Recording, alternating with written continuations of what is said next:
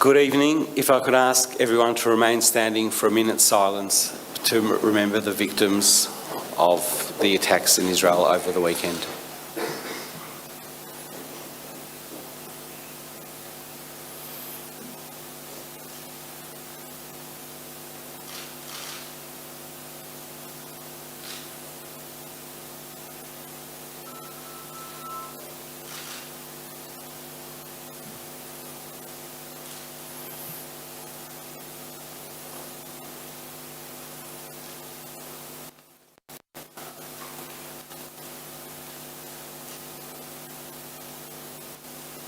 Thank you. You can be seated.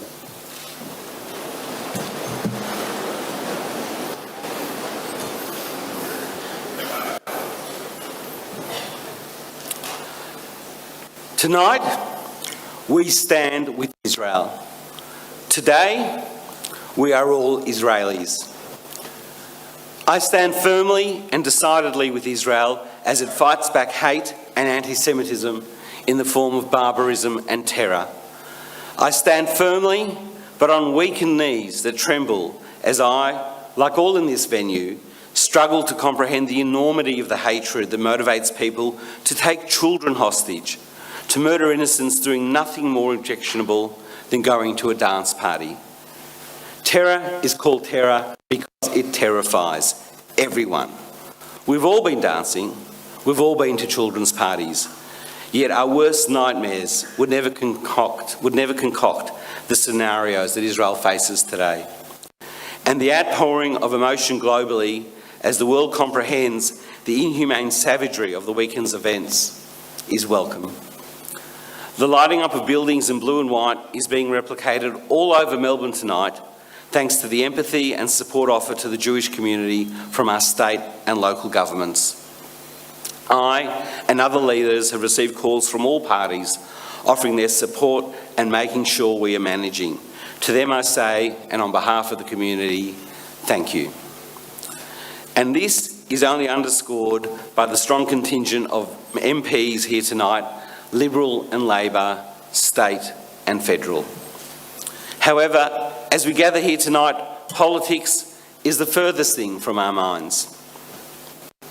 We gather together because we are one community with indelible and eternal ties to the State of Israel.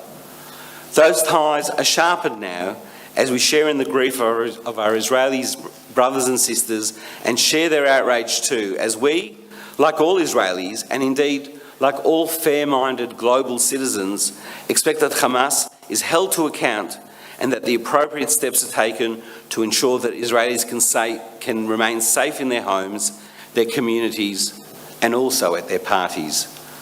While some appearing in the media have prevaricated in their descriptions of what occurred over the weekend, let us not be complicit in making truth the first casualty of war.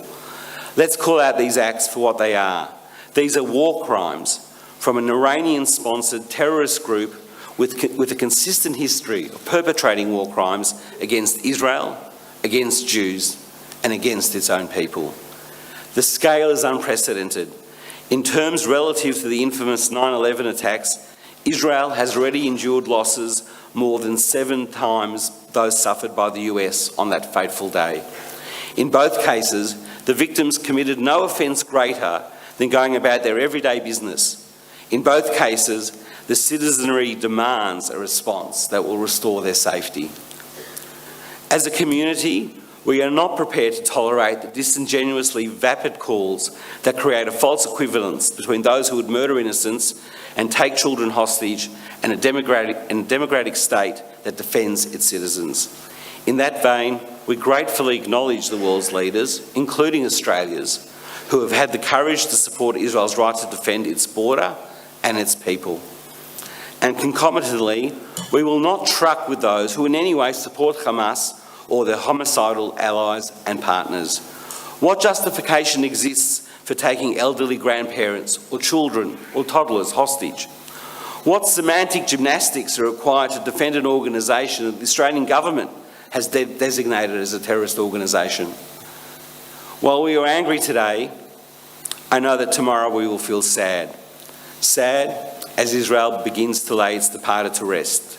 Sad as we contemplate the further loss of life that is inevitable, unfortunately, as this conflict plays out.